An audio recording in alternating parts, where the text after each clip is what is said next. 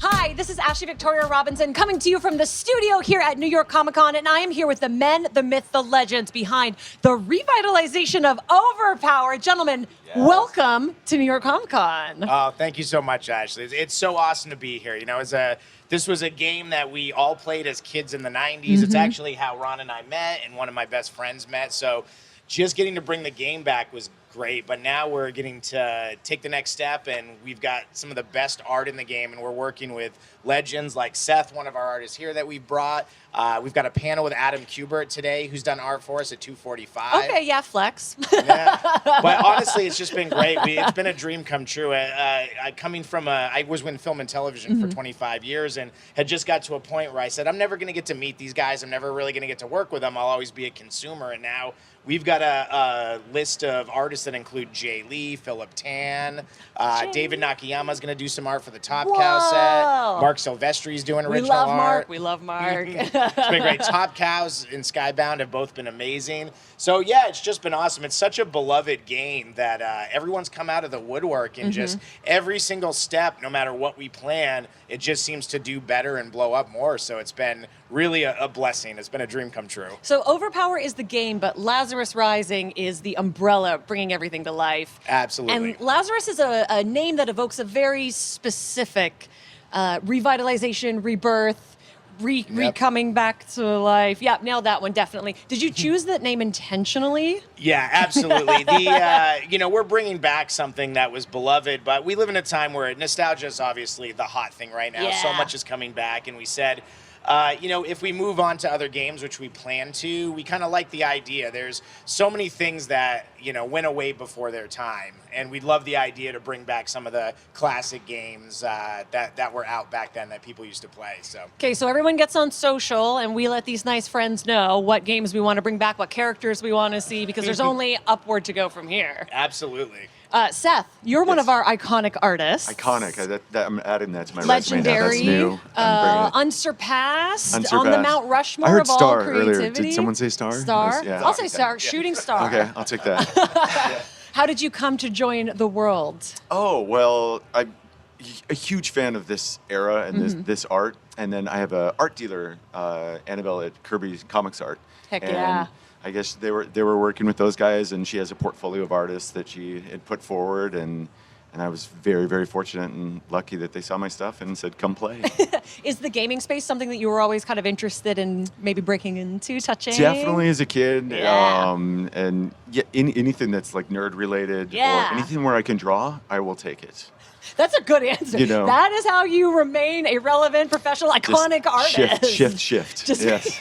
Can you tease a little bit about what you've drawn and what people can look forward to? Am I allowed to? What's up? Yes, you can. Hey. Okay. What's an embargo? I don't know her. All right, I got to do some of the Walking Dead stuff, which is amazing to play in that world. So and then some of the more iconic characters. We had Dracula, some of the things from the Edgar Rice Burroughs stuff. It was some good stuff. That's so fun. That's so. And what I love about Seth that's been great is, one of the things... He answers his emails on time? That's great. That's Sure. Yeah. No, Tell me more. I have to say, it's been such a collaborative, fun process. Like, everybody's so excited. Trading cards have really gotten to the point where, to be honest, a lot of the companies phone it in now. There's so many brands and sets that have come out that I've been excited about. And then I go and I try to buy a set of the trading cards, and it's just regurgitated panels from, like, maybe not even the cartoon, just ads for the cartoon or something. And there's just such a push away from trading cards being something where you invest in the art. And we get so much advice from people that's just, I always say, a lot of times the advice I get in the industry, it feels like when you watch 6-year-olds play soccer and everyone chases the ball. And you're like, if one kid just went out from a pass, you'd score every time.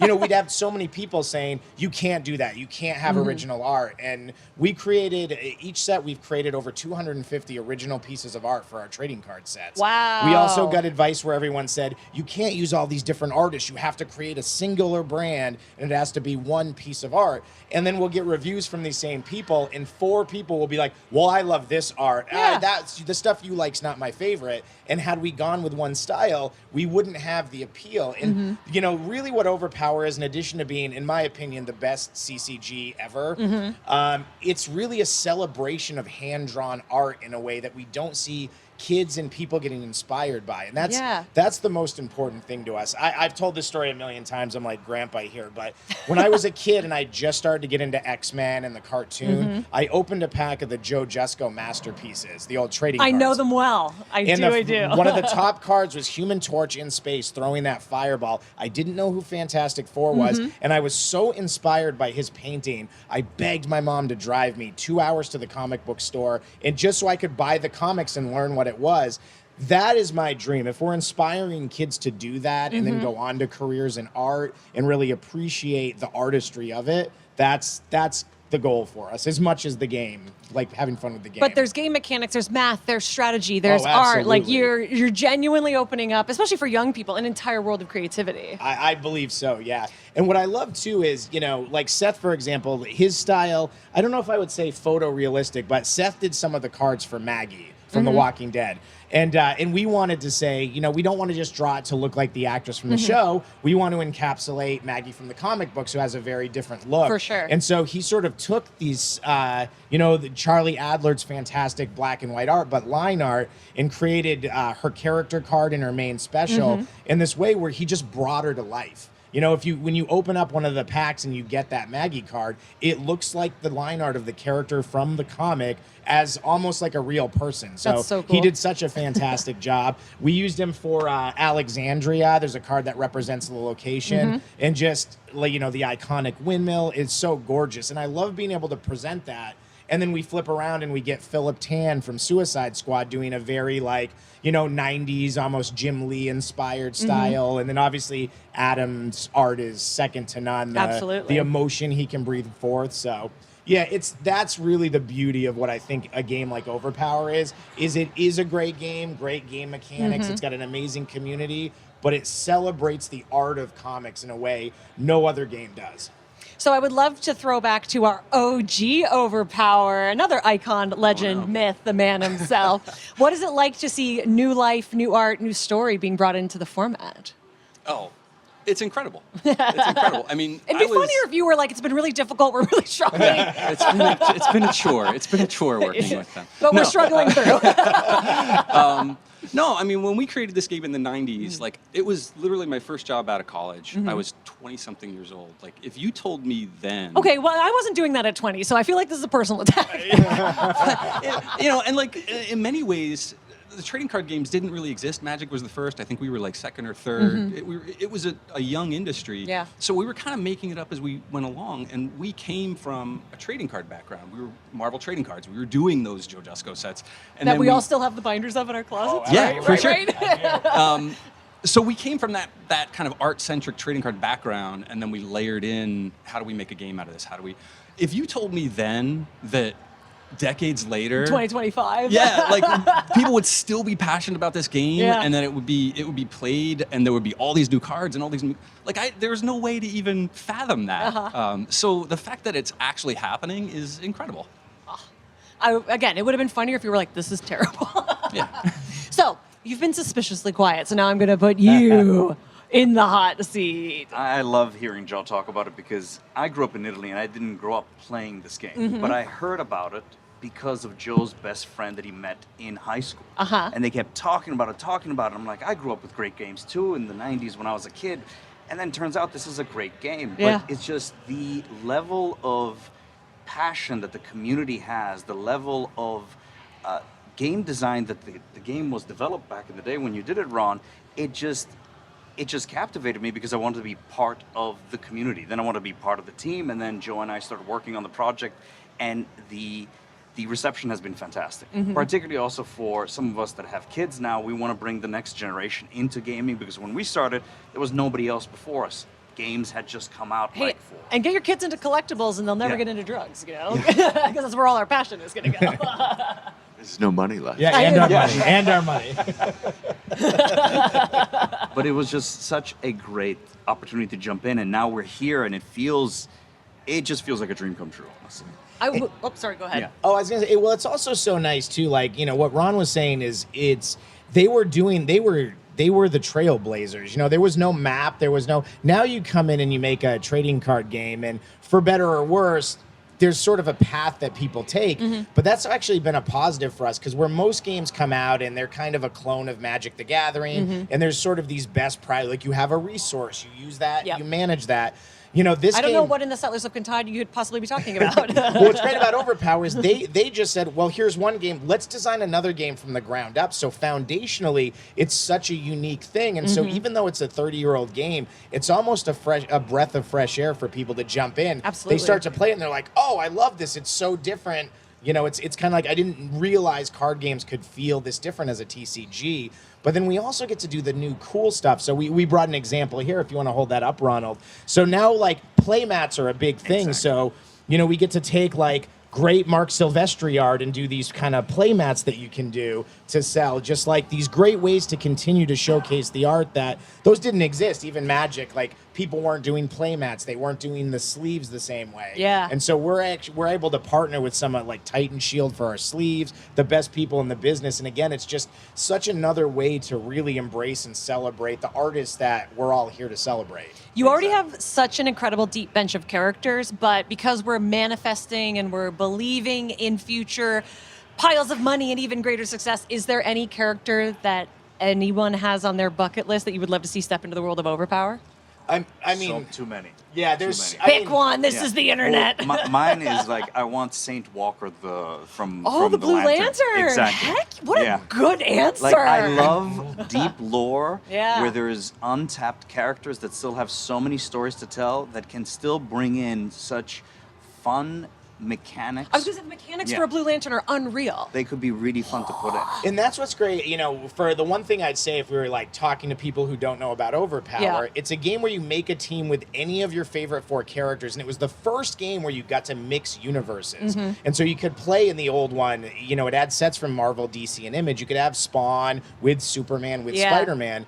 But we custom design every single card with the editorial in mind as much as we can. Smart. So when you sit down and you play that Blue Lantern, he's going to do things and you're going to feel like you're having the experience of having him on your team. What I would really like, though, to share is that I'm not part of the game dev team, but I listen in, and I'll hear them argue for 6 hours over one special. Because Ron's been privy this to guy's that. supposed to be doing this, It's and intense. it's intense. And so it's such a blast to then just see it come What to did you life. think, Ron, coming into that for the first time? Yeah. All right, so we've talked about this, but back in the day when we were first developing the set, so we were Marvel, we got the license for DC, so that was like the core universe, Marvel and Even DC. just having Marvel and DC is like It was astronomically cool. It was right at the time when they were doing a crossover, the Marvel and the Amalgam Oh, I'm universe. familiar. So like that was kind of happening on the trading card side, and so Yeah. we were able to kind of replicate that on the to a certain degree on the game side. But I sit in, like I said, we didn't really know what we were doing. Yeah. Right? We were kind of making up as we went along. We knew we had to stick close to the editorial. We knew that was like the right path, hard right? to be To a make it trailblazer. feel real. So I sit in with these new design meetings, and it is way more scientific, way more involved. Like these guys have literally years and years and years of playing, testing this game against each other. They know every card and every combo and every mechanic. Yeah. So that when they talk about a new card, it's like a catalog in their head of every possible impact that this card could have on the game. And there's like a team of like 6 guys that are just debating the validity of these mechanics. It's incredible. It's If an I can incredible experience. quote Homer Simpson, nerds. Yeah, exactly. He's being very nice. Debating is more like yelling at each other, and and it's funny too. We've got such a talented team of founders. So David McMillan, one of our founders who's played this game, he was the emergency manager for the city of Baltimore for a decade. Wait, what?